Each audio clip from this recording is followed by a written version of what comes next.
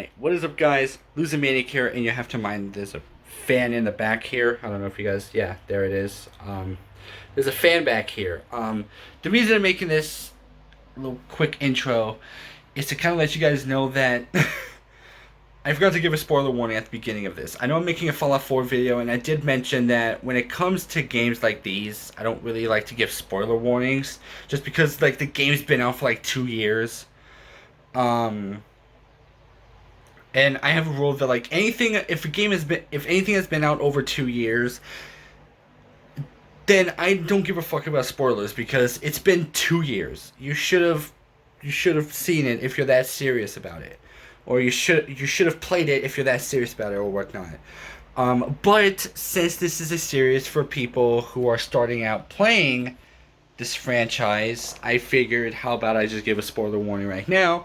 So yeah, this is going over the different factions, and I do talk about some stuff that aren't related to the factions, but just kind of like hint towards some stuff. So just keep in mind, while I'm not happy giving spoilers, or when I'm not happy giving spoiler alerts, I kind of have to.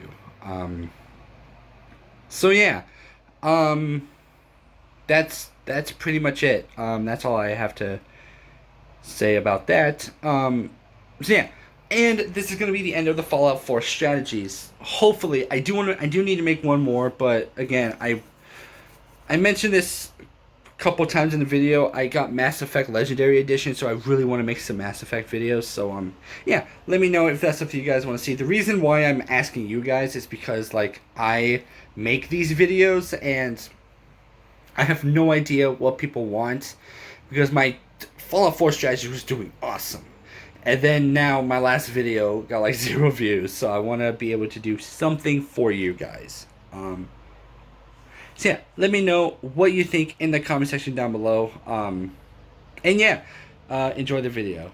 Alright, what is up guys? Losing here, and welcome back to, I don't know, I might finish off this series right here. To another episode of Fallout 4 Strategies. This is basically where I talk about how to finish, or I teach you guys how to kind of follow a track of Fallout 4, because Fallout 4 is a lot more complicated than like New Vegas and Fallout 3 and whatnot.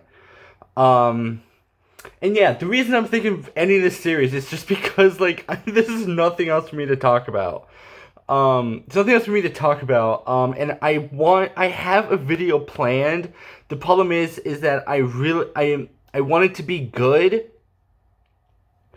And it could be like the best video I've made, but it's gonna get like 2 views because of how low my channel is. My channel numbers pull. So yeah, I might move on to Mass Effect, or I might talk about more Cyberpunk. Although I got Mass Effect Legendary Edition recently. Oh, I love this series so much. Hey, I want to be able to see you. All right. Sorry. We have another dog here, a different dog here. So, hi. No. So yeah. And today I thought I'd finish off with the most important part of the game, factions. I might, if anything, I might make one more video just talking about weapons and armor as like one collective, because there aren't that many to go off of, and frankly, there isn't much to do. So yeah. And by armor, I mean like the armor pieces, like pack stuff, disciples, operators, leather, metal, combat armor, all of that stuff. Just cause like it's, I don't know. Those can be modified to make it better, powerful than other versions of it. So yeah. Well, who knows? Maybe. I'm not sure. I just want this series to end because I want to talk about Mass Effect, even though I'm not going to get anywhere with that. But yeah, let's start here with the factions. Now, factions are one of the key essentials when it comes to Fallout. because there are Fallout 3 doesn't really have that many factions to side with. You can kind of side with the Enclave, but you mainly side with the Brotherhood of Steel. You can do what the Enclave wants you to do, but that's not really siding with them. That's just doing what you're told. Fallout New Vegas has 4 different factions, all of which are terrible for the Mojave. I'm not gonna lie. The NCR, Caesar's Legion, Mr. House, and Yes Man. But then, what I like about Fallout 4 is that there are morally good people that are good for the Commonwealth, but may not be good for the long run, or the long run, or long term. But then there are some that are bad for the Commonwealth, but are really good to have long term. So, yeah. So, I'm going to go over the morally good people because I have a lot to say about the morally negative people. And if you guys keep track of my channel, then you guys know I talk about factions quite a lot when it comes to this series. Let me just move this up a bit. And the reason that is just because I think factions are the most important thing in this game. Because that is, after all, how you beat the game. You have to side with the faction. Kinda. You can work with there's like a special secret ending. Which is where you side with all 3 factions, but you blow up the Institute with the Minutemen. It's very tricky to get. I don't know how to do it. So yeah. Let's start here with, morally speaking, I feel like a lot of people would say is if we're talking about morals, I feel like a lot of people would say that they are the best faction to choose, which is the Minutemen. Morally speaking, they are a good faction. They are a small militia that doesn't care about politics of the Commonwealth, as opposed to they care more about the people of the Commonwealth as opposed to the politics of it. Yes, they do get involved in it, but that's not their main problem. They don't care that the Institute is out there, or if they do care, it's not basically their main concern. They're not out there to stop the Institute. They're here to help the people of the Commonwealth, those in desperate need of help. Settlements such as Country Crossing, Sanctuary, Abernathy Farms, just to name a few of the settlements out there. All of these innocent people need help. They want to help people. They want to make the Commonwealth a better and safer place for everyone, not just humans or synths or ghouls, but everyone. And it's a bit rewarding, and it's a bit tiring, but if you really like the positive aspect of this, then I would advise putting some points into charisma so that you can build all these different stuff. But if you put a lot of points into charisma, then you have local leader and cap collector, which can add onto settlements. So just keep that in mind. I think local. What one? Inspirational. That was one I was thinking of. I was like, wait, isn't local leader for companions? No, that's inspirational or whatever. Next is my personal favorite, the Railroad. They are about helping synths, liberate synths, Gen 3 synths, although some people say that they want to help Gen 1 and Gen 2s. That's kind of a gray area there. I'll kind of explain why in a moment.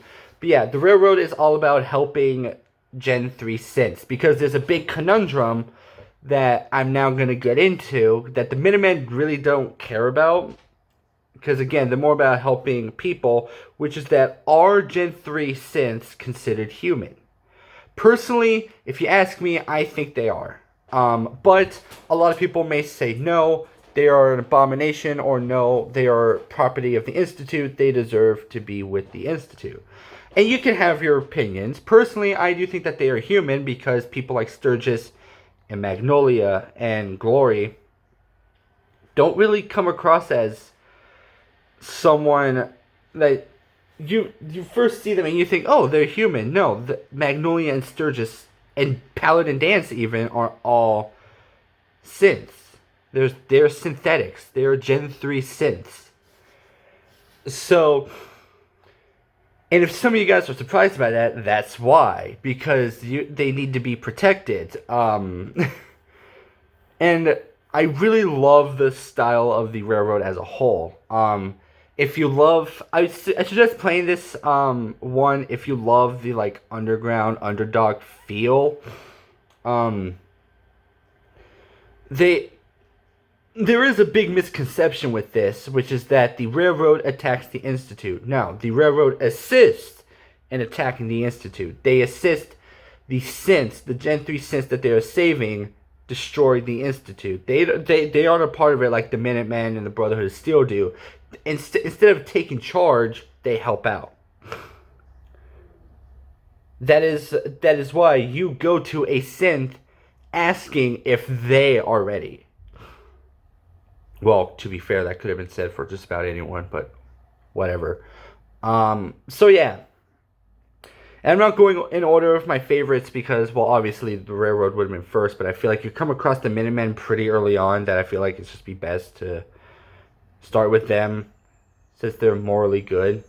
Or, I don't want to take quotations. They are morally the best hope for humanity in the Commonwealth. So yeah, next is the Brotherhood of Steel. A really fan favorite for everyone. I'm very surprised. A lot of people like the Brotherhood of Steel. I'm not judging them. Because I mean I can't. My favorite's the Railroad. Not a lot of people like the Railroad. So, but yeah, a lot of people really like the Brotherhood of Steel, and to their credit, I can understand why. While they are not morally best, they are good for the long haul of like what happens if Elder Maxton gets killed. Well, there's the next in line. Where as opposed to like, what if, like, if you're the general of the Minutemen, what happens when the general dies? Well, there ain't that much to go off of since the general was, or since the sole survivor is the one that kind of rebuilt the Minutemen. And what if all of the railroad, what if everyone in the railroad died? Well, then now the railroad is just completely gone. They care more about synths as opposed to everyone, and Deacon explains that clearly. That he wants to help everyone. Desdemona just wants to help synths. So there's that. But with the Brotherhood of Steel, they have been through all of this stuff. In fact, with Fallout 3, you see Elder Lions take over in the Brotherhood of Steel. Now, there is a separate faction to that. The opposite effect, which is the Outcasts, where their sole purpose, or the main goal, is to kind of rekindle what the Brotherhood of Steel was originally supposed to be doing, which is preserve technology and keep it out of the hands of people who may take advantage of it. Now, this one is a bit more lenient than how the Brotherhood of Steel... Fallout 4's Brotherhood of Steel is a bit more lenient with how technology is used than Fallout 3 or the Outcasts. Because instead of keeping it out of the reach of people, they only take technology if it positively affects the Brotherhood of Steel. In fact, just by simply meeting you, Elder Maxton is totally fine with you having power armor. And it's pretty obvious. And I took that from Oxone's video on the Brotherhood of Steel, so go check out that video. It's like why the Brotherhood of Steel is evil. He kind of mentions on how like the Brotherhood of Steel in Fallout 4 is a lot more lenient with technology than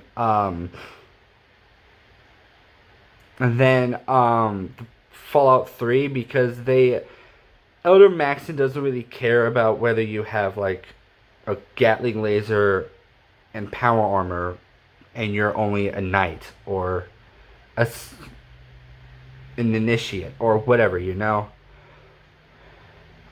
Because usually I feel like that sort of technology with Brotherhood of Steel in Fallout 3 or the Outcast would only use that if you're like a paladin or a sentinel or whatever, which only one person in Fallout 3 has that title, and that's Sarah Lyons, Elder Lyons' daughter. So yeah, I just feel like something like that would be pretty out there. But anyway, so the reason that I kind of put them in the morally bad section is because, again, this kind of goes with, but also beyond the whole Gen 3 is a human things. Because again, I personally believe that they are humans, but the Brotherhood of Steel sees them as an abomination, even Paladin Dance. Which I should assure, spoiler warning. I'll do that at the beginning of this video, just so that way. I should have done that before, but I don't care. But yeah, so with that, yeah, and also with it's going aside from the synths, it also comes down to settlements, because if you talk with Proctor Tegan on the Pridwin, he talks about how it doesn't matter that like you go in, like you raid settlements, and you get crops, and it doesn't matter, you are getting the crops whether you want it or not. You can kill them for it, you can threaten them for it, you can pay them for it. You can speak your way through it. Do you know how weird that is? And the problem is that they want 1,000 caps for your crops, but if you pass a speech check, you can bring it down to 500. But then once you finish it, you get 100 caps. That means you either lose 900 or 400 caps in the process. That doesn't make sense, you know? So, yeah. But I would say if you love the militaristic feel of, or if you want a militaristic lifestyle of in the game, definitely go with the Brotherhood of Steel.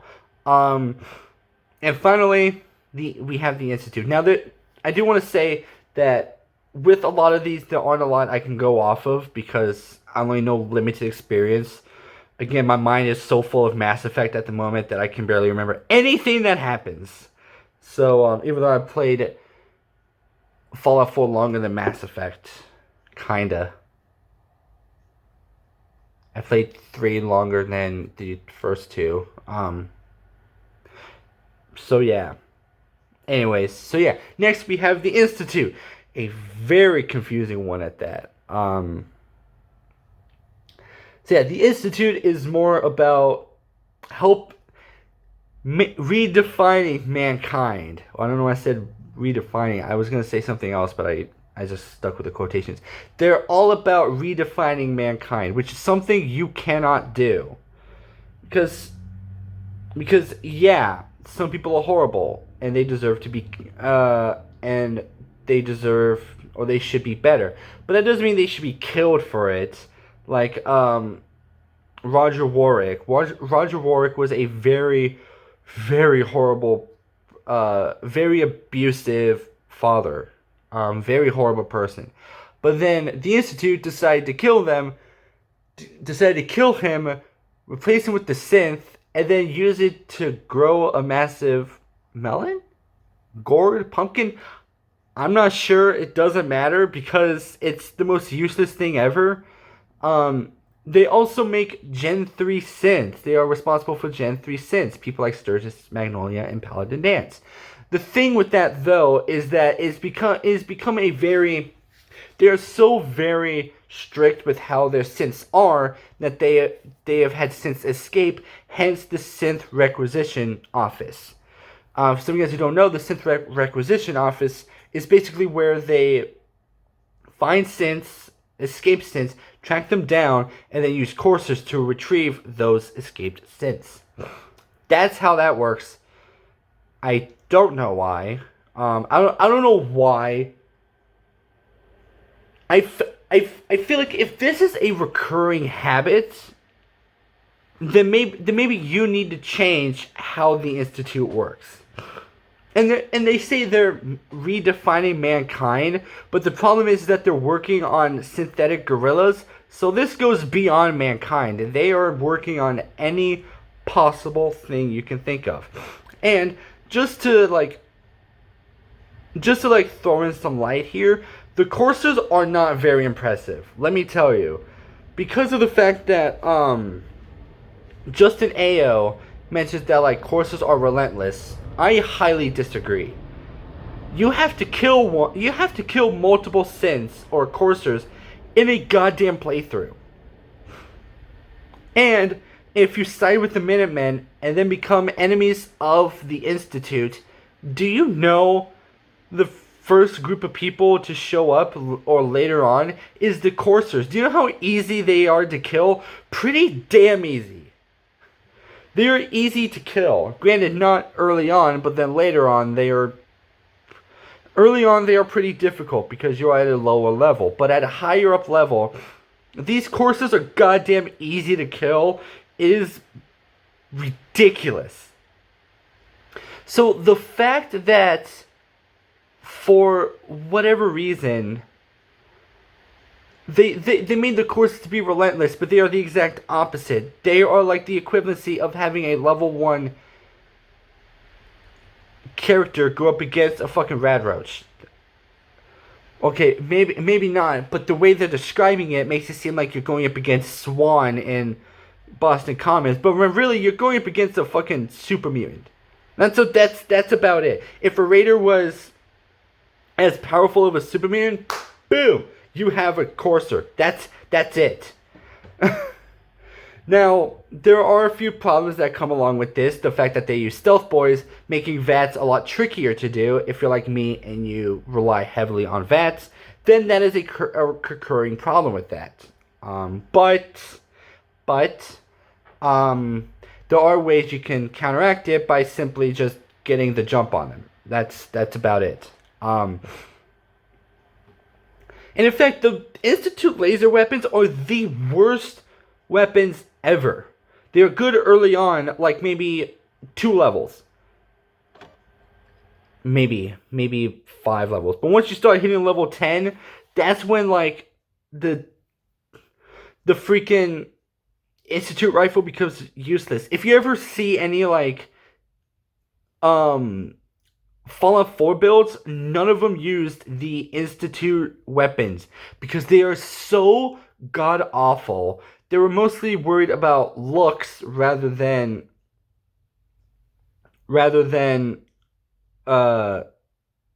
power. Because if you look at the Institute laser weapons, they look clean, they look nice. The laser rifle also looks nice, but it's not as clean and as nice looking, in my opinion, as the Institute laser rifle or the laser gun. The problem is, it sucks ass. It's definitely not worse than a pipe rifle, but it is close to it. So yeah. And plus, not to mention that overall, it's mostly full of like scientists. Like with the Railroad, it's full of like agents, or Minutemen is full of trained armed professionals. Same thing with the Brotherhood of Steel. It is armed professionals in armor. But, and again, Brotherhood of Steel is full of soldiers also. So they have something going for that. But the Institute is full of scientists. Like, if it was brains over brawn, then fuck, I don't know. Who knows, right? The thing is, though, is that it doesn't work because they're all because again, Father is playing off of a gamble, kind of like Mr. House. He gambles because by naming you the successor, kind of like quoting Oxhorn, he has a 1 of 3 chance that you are working with the Institute. Otherwise, the 3 of the 4 chances lead to the destruction of the Institute. And he's taking that risk.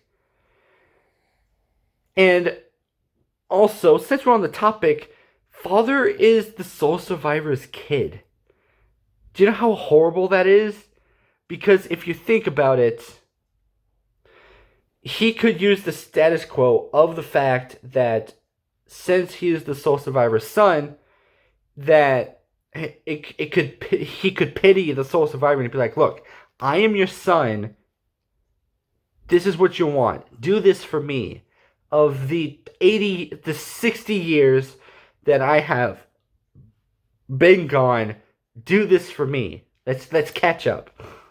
And you can, but again, nothing much happens. Yeah, and there ain't that many side quests to do. Like with the Brotherhood of Steel, the Railroad, and the Minutemen, they give you a bunch of side quests to do. The Institute doesn't really give you that many. You know, it's weird to think about. But yeah, do this one if you have no other option. I swear, do like Minutemen, Railroad, and then Brotherhood of Steel, not in that order, but just do those three first, and then do the Institute last. You were missing out on nothing. I swear. That's why if I ever play like an Institute character, I want it to be fun. I want the build to be fun, because the Institute is not a fun faction to side with. It is not. Let me repeat. Not a fun faction to side with. It has nothing going for them. They are terrible. But yeah. That's about it. This is a lot shorter video than I thought it was gonna be. I think I was on point with this one. I am getting used to this. I might have to prepare for my Mass Effect video now. I have no idea what I'm gonna do for that one. So yeah, with that being said, hopefully you guys did enjoy the video. If you did, make sure to leave a like. Comment down below your favorite faction and why. And also, if you guys want to see some Mass Effect videos, let me know. I'll be very happy to do them, because I have a new obsession now. It's no longer Cyberpunk, it is now Mass Effect. So I'm very excited to do those. I have a video in the works that I want to be perfect, almost perfect, but it's going to end up with like 0 views. I guarantee that's what's going to happen. And yeah, if you're new, hit that subscribe button down below. And if you do subscribe, hit that bell notification to be notified as when I upload, because I don't have a schedule. Yeah, Lose the Maniac out.